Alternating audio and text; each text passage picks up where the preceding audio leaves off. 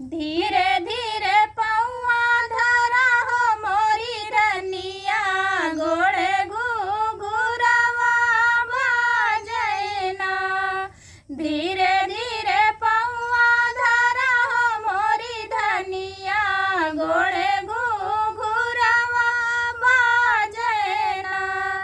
सासु बोलावे हम कयढ़ावे, सासु बोलावे हम कयढ़ावे, हमसे बनिया भरावे ना।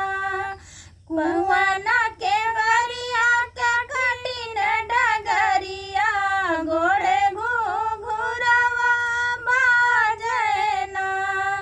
कुंवन के गरिया के कठिन डगरिया, गोड़े घुघुरवा बजना।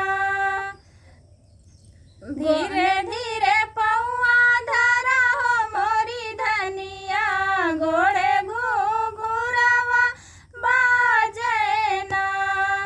धीरे धीरे पौआ धरा हो मोरी धनिया, गोड़े घुघुरवा बजना। बारी उमरिया में गवन कराया, बारी उमरिया में गवन कराया, गवन कराई ससुर लई आया। नाजुक होरी शरीरिया ना, रहिया चलत मोर लचके कमरिया, गोड़े घुघुरवा बजना। रहिया चलत मोर लचके कमरिया, गोड़े घुघुरवा बजना। हाथे में कंगना, हाथ में रंगना, हाथे में कंगना, गोड़ में रंगना। होठ में लाली, माथे पे बिंदिया, बिंदिया बहुत ही सोहेना। होठ में लाली, माथे पे बिंदिया, बिंदिया बहुत ही सोहेना। तब तो कहा सासु बहुत ही जनी है, तब तो कहा सासु बहुत ही जनी है। बहिनी हमार आपन गई है, बहिनी हमार आपन गई है।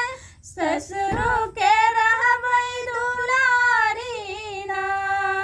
धीरे धीरे पौआ धरा हो मोरी धनिया, गोड़े घुघुरवा बजना।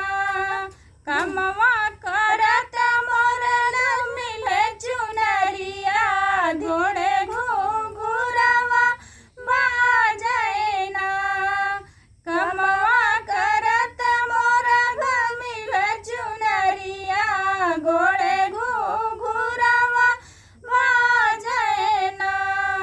आँखों में कजरा, बालों में गजरा, आँखों में कजरा, बालों में गजरा। गले गोदनवा सोहेना।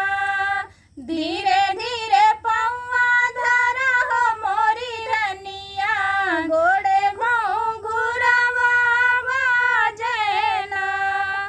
धीरे धीरे पौआ धरा हो मोरी धनिया, गोड़े घुघुरवा बजना।